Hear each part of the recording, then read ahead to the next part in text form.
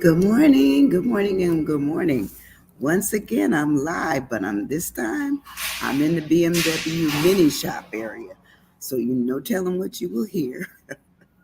And of course, um, no telling what's behind me because I've seen some cars moving and people moving on my side, and they may be talking. But good morning, good morning. This morning we're going to talk about interruption. That's what I'm having because my day normally would not be that I'm sitting in a BMW slash uh, mini vehicle shop, but that's where I am today. But I'm hoping you're having a good day. Hope it started well. And, I'm looking around and it's really beautiful outside. It's supposed to be a great weekend. So I'm looking forward to that. Um, just the fact that it's been raining so much in the area that it's going to be nice to not see so much rain and I don't have to put on my galoshes for my boots, but it's what I'm here. But yesterday I started off with a great morning. I spent it on Sunshine's Corner, which is a local television station's show. And it was really fun because I got a chance to talk about what I'm interested in, what I've been all about, my life, a little bit about my losses and my great gains in terms of what it is that I'm looking for and helping people and how the helping helps me. And, of course, I talked about Rotary and service above self and all those kinds of things. Good morning, Joan. How are you? I'm telling everybody, I'm in a mini coupe place. At the V&W place, it didn't have a quiet place, so I'm trying to figure out if this will work for me. But good morning, good morning. How are you? How are you? So today our word, ironically enough, is interruption, and I was talking about interruption. Yesterday I had a little interruption, but it went well. I started off, and as I was starting to talk about, I was on Sunshine Show, and it just went well. It went really well. But my Thursdays are always interrupted with busy and then busier. So I got all that done yesterday. So I'm here this morning and I want to talk about our word interruption. INTERRUPTION. Yes, it's long. It is a long word, but it has some depth to it because I feel most of us, if we've been around a while, we know when we've been interrupted. Um, Death interrupts us. Breakups and relationships interrupt us. Sometimes it might be we're interrupted in realizing that we didn't do something that we should have done, paid a bill, be in a particular place at a particular time. It just happens. It happens. They say life is one interrupt us. There's an opportunity for something to interrupt what it is that you're doing. And you have to make a decision if the interruption, sets you back or if it sets you forward. And that's our question this morning. When you've had interruptions in your past, have they set you free for forward or have they held you back in your past? And you just never know it until you probably go on and experience what it has done to you. I remember the death of my sister just set me back in such a dark place because she was just a fun sister. She was the sister to hang around and be with and do things with. And when I went home, she always had something specially made for my daughter and I. It was a cake. It was something. It was something. And she was a great cook.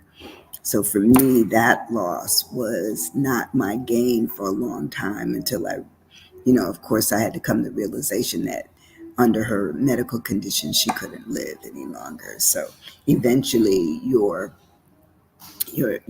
head will free your heart enough that you can live again, that you can go on and just say, I will experience life going forward with only her memories or with only someone's memories or with only what I did in my past, but it isn't my current and it isn't my future. I have to determine that myself. So I found a poem this morning from Henry Wadsworth Longfellow entitled Loss and Gain. I think it's pretty cool. Good morning, Debbie. Yes, I am in a minivan.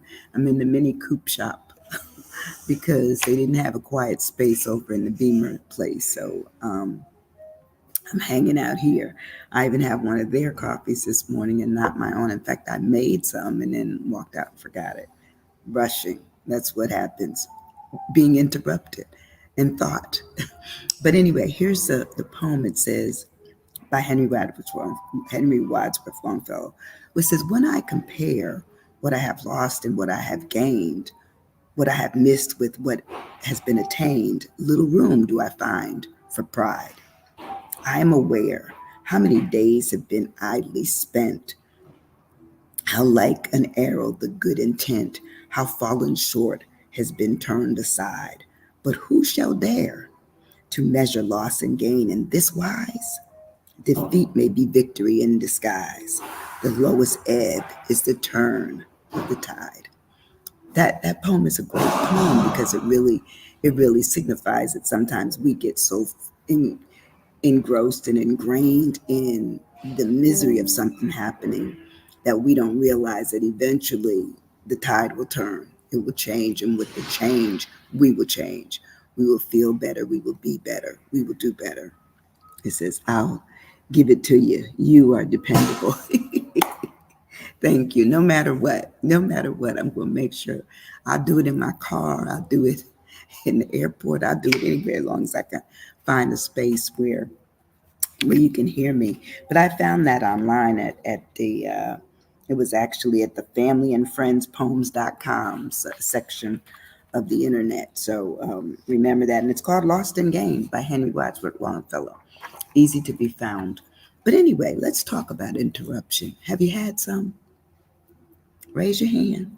All of us have had interruptions. We're used to them. We may not adjust real quickly when they come. We may be extremely upset, annoyed, um, in despair, or very happy because sometimes an interruption is a good thing. We needed to be interrupted. We didn't realize it, but when the interruption came, it's like, yes, that was well received and well needed. But here we go.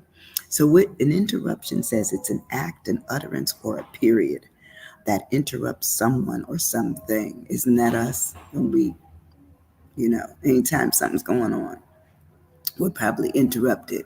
Debbie was telling me about having been interrupted recently from needing to go from where she was on vacation to coming back to her place and then going out again. That's what happens.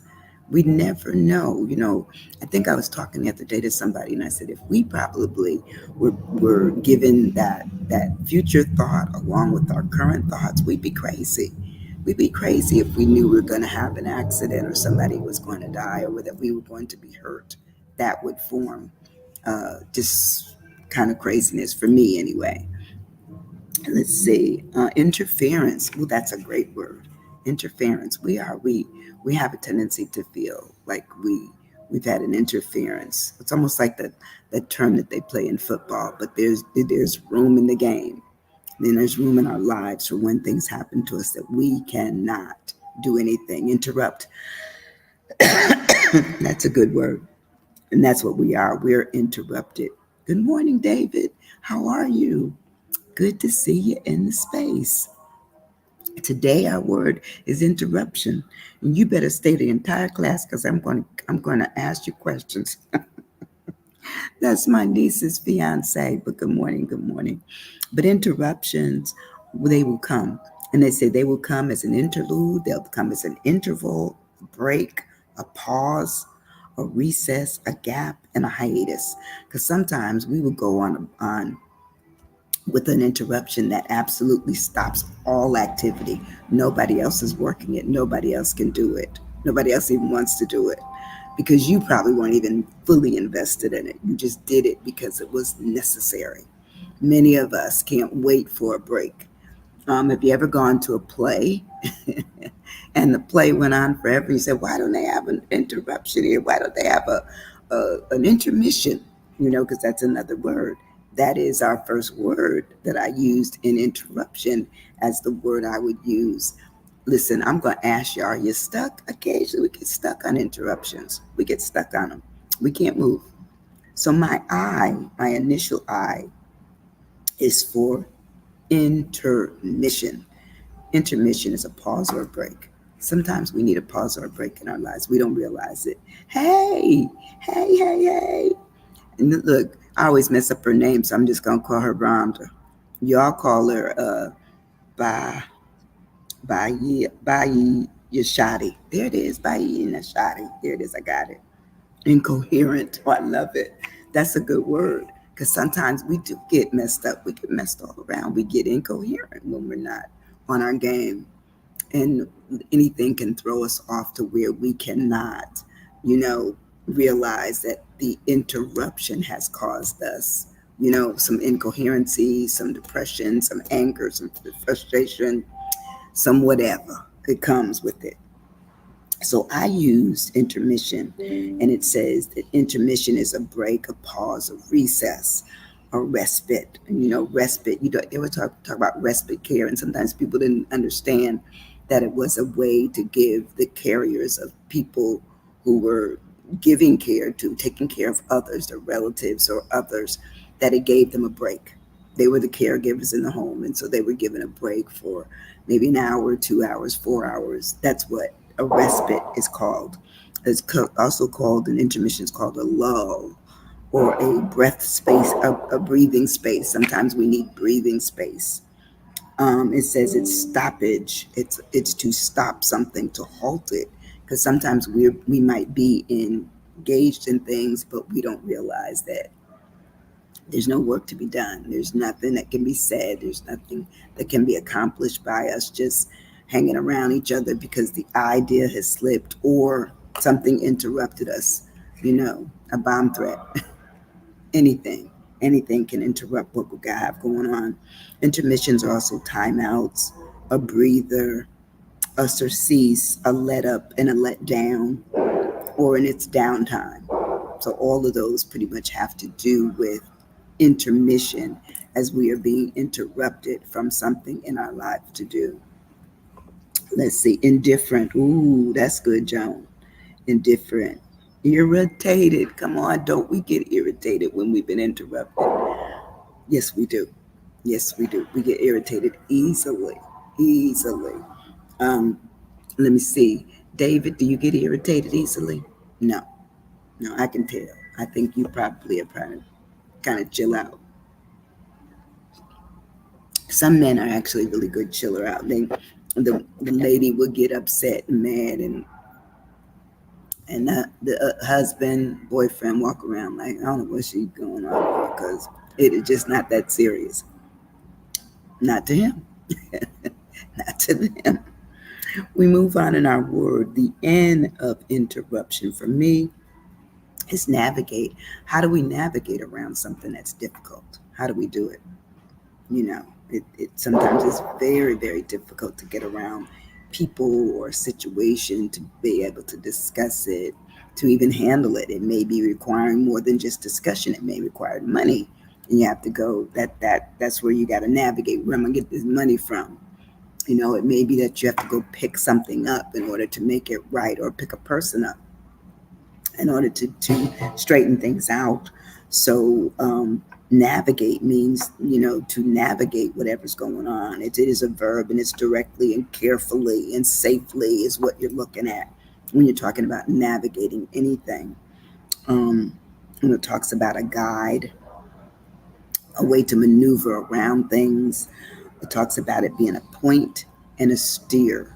That's us when we're trying to navigate the world that we're in, or the people that we're involved in. We're trying to navigate around what will work, who will work, how we will work with them.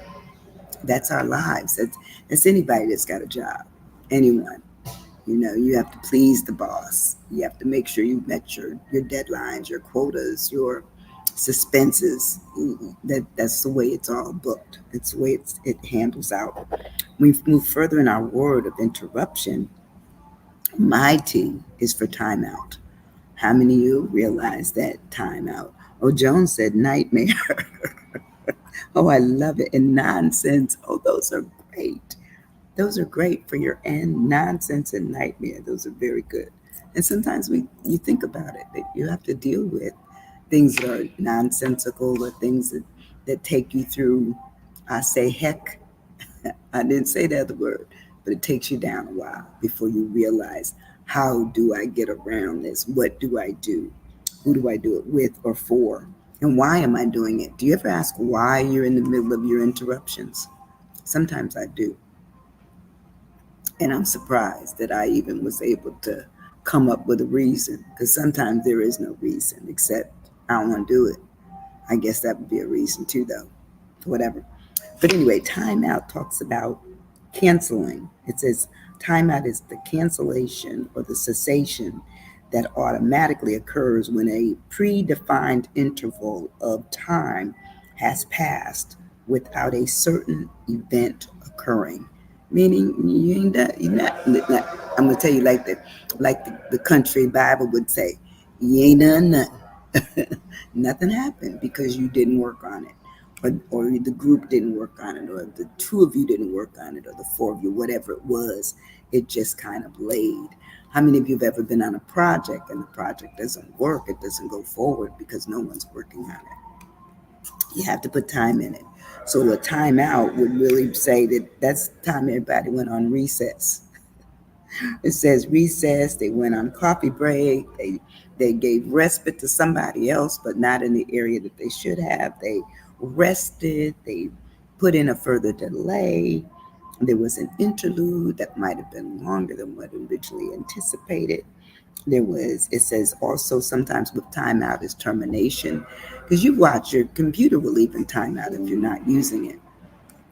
There's a certain amount of timing on your computer it would time out. It also talks about intermission and discontinuance, that sometimes we realize that things need to be discontinued by interruption that may bring some attention to it, that we don't need to go back to it. Thoughtfulness. Oh, thoughtlessness. Yes. That's actually very good, thoughtlessness, because sometimes when something is out of sight, it is out of mind. There's no thought given to it. It's done. It's not a project that anybody wants to deal with anymore. Now, here's another word. Now, when we move further on in our word of interruption, my E, it's an interesting word. It's called untrack. Entrack. Ontrack. It's ENTE, and then it has a little sign that says ACTE. So entrack. It sounds like it's on track, but and I believe the origin is French. But it talks about that. That's also an interval between two acts of a play or an opera. It says in it music it plays during an intermission or an overture. So you've probably heard of the word, but didn't even realize that it had. Oops, I don't know what that was. Oh, let me pick it up because I'll step on it when I get out of here.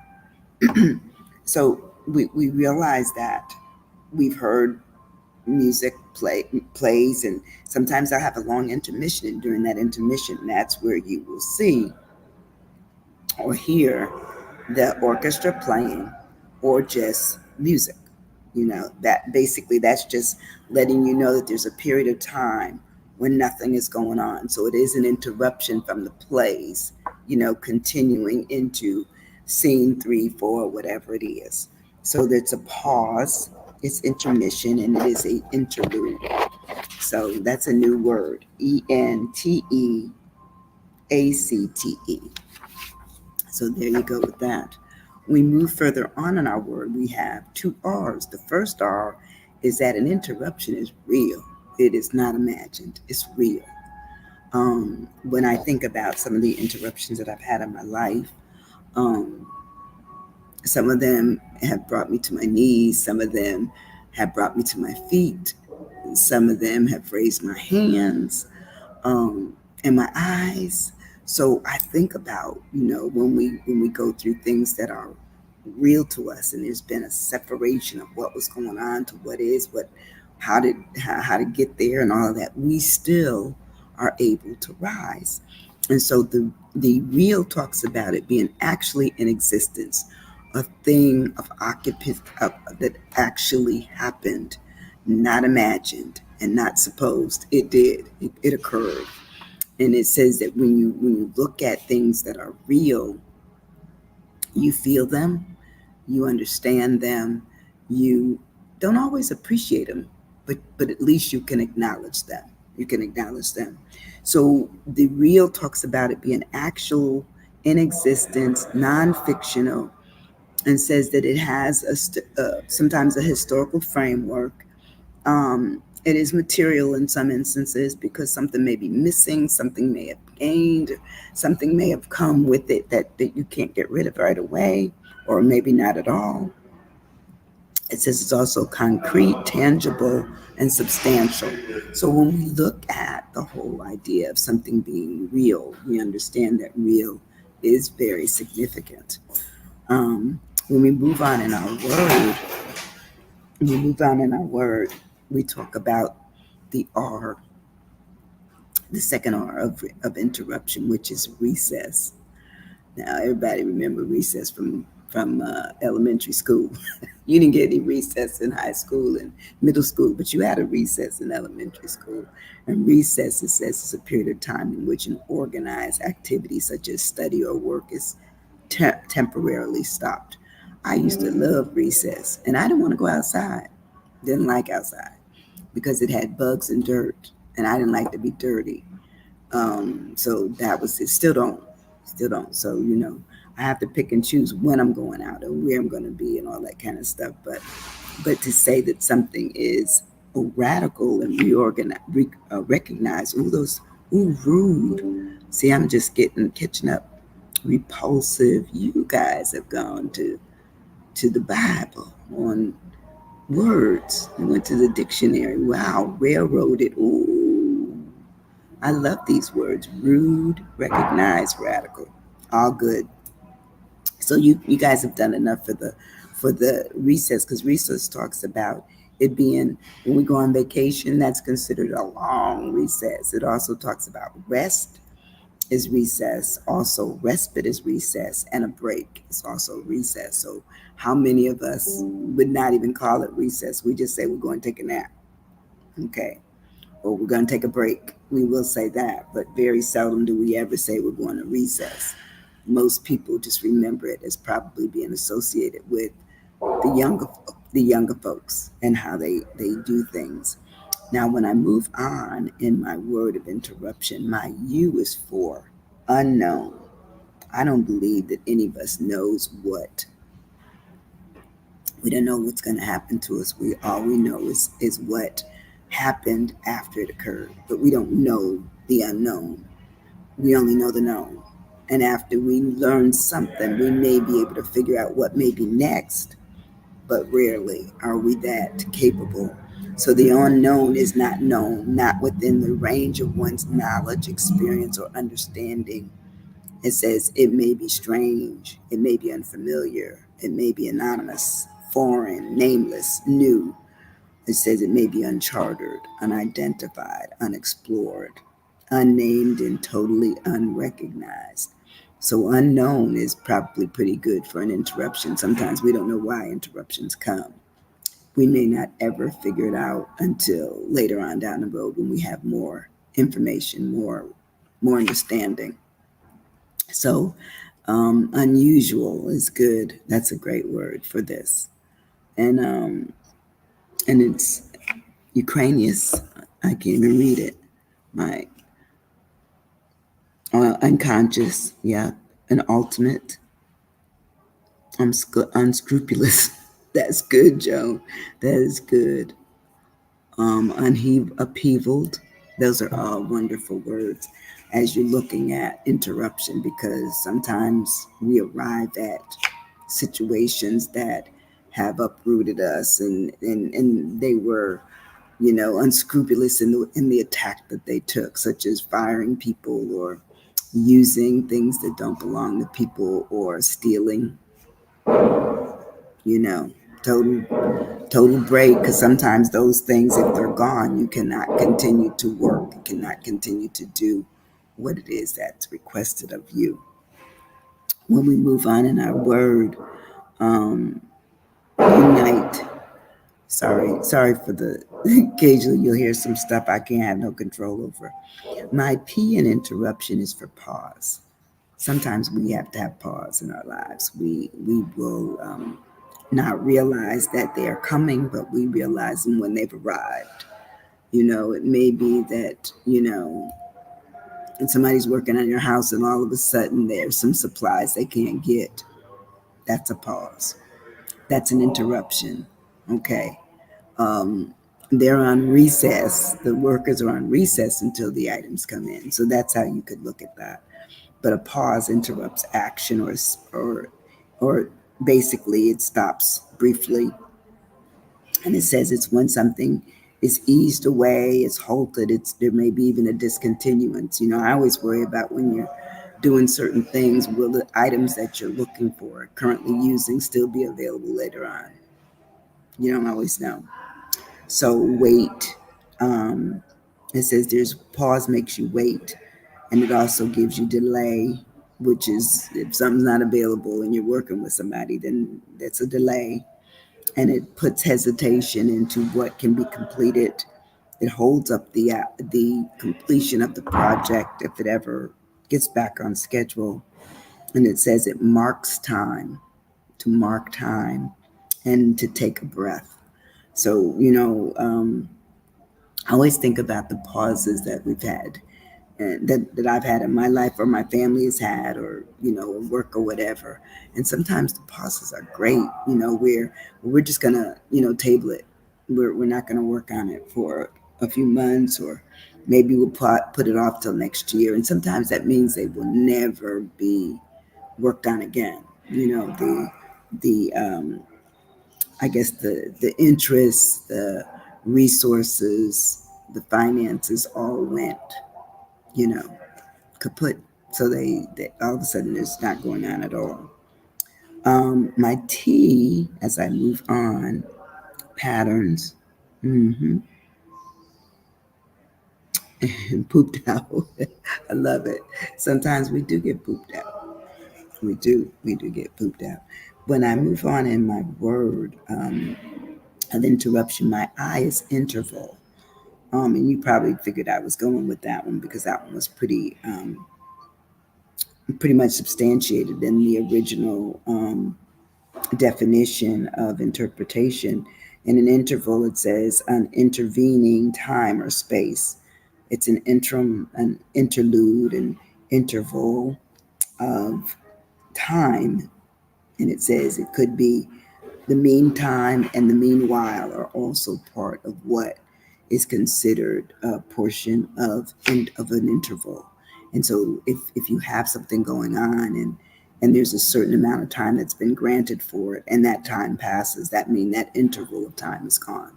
It is moved away. It is no longer available to anyone for anything until it's talked about to occur or start up again. So torment, I love that word down there, torment, and tentative. Oh, those are good. Those are really good. Well, somebody's talking in my space, so I hope you can still hear me. My O, as I move on, is for occurrence. How often does something occur? Sometimes interruptions come on a regular basis. We don't have any control over the interruptions that may come our way.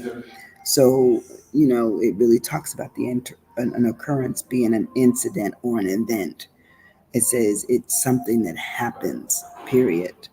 And it says it could be that it was something tied up in a certain affair. It was a matter that was taking place. Certain people experienced it. There were circumstances around it. How many of you can think back in your interpretation of what took place in your interruptions? Was it just an occurrence? Was it a one-time occurrence? Did it occur again? Was it systemic? Did it come and then it stayed the issue, even though it couldn't be addressed? And you talk about the development. And the development basically is when someone has just realized that the occurrence has formed up into something that needs to be addressed through a developmental process. How do you do that? How? You got to get people back together, especially if it's a collaborative event or a collaborative, thing that needs to be completed. Sometimes we don't ever know how to do those. We just don't. And my last letter, yay! And I'm still doing pretty good, even though I started 3 minutes late. Is necessity. Sometimes interruptions become a necessity. Why? Because sometimes we don't know how to stop on our own. So if an interruption comes, that gives us time to pull back, regroup, rethink, re-identify with what the real issue is.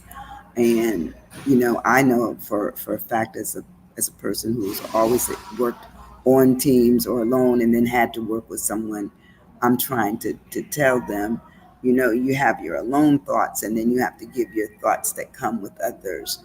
And that's where you realize that they're we're not agreeing. So therefore we need to separate and realize that the necessity is that it's required to be done and achieved means that we need to get a better handle on what it is that we want that we can both agree on. So to me, those interruptions sometimes are very necessary because some people are arguers, they argue or they fight or they become violent and throw things, and they can't come to the point where they can just deal with the issue. And so in that case, it's necessary that you would have an interruption, that somebody said, you go over there, you go over there, and we'll come back and address it later. But let's see, what do you all have for necessary? Okay, so Debbie had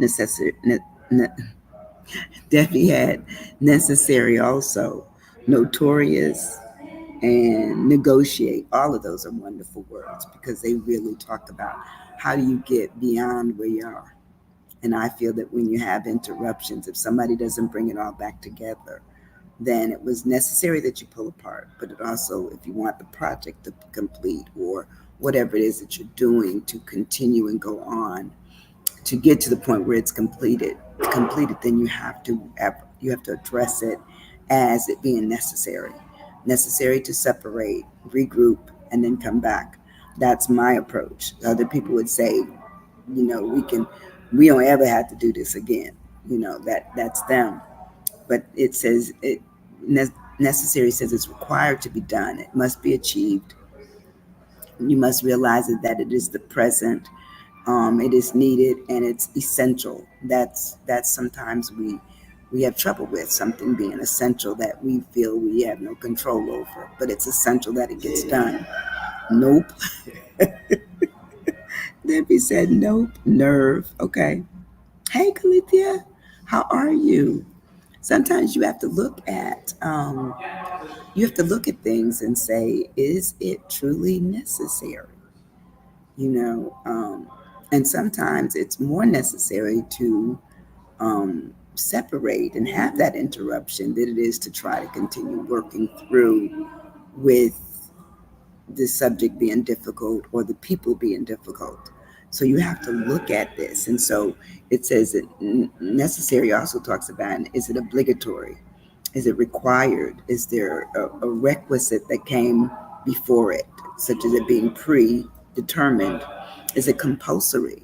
It says, is it something that is demanded? Do we demand what we get, what we do? It also says, is it needed? So these are questions to ask ourselves, not today. I had a friend, he always would say, nope, never, not gonna.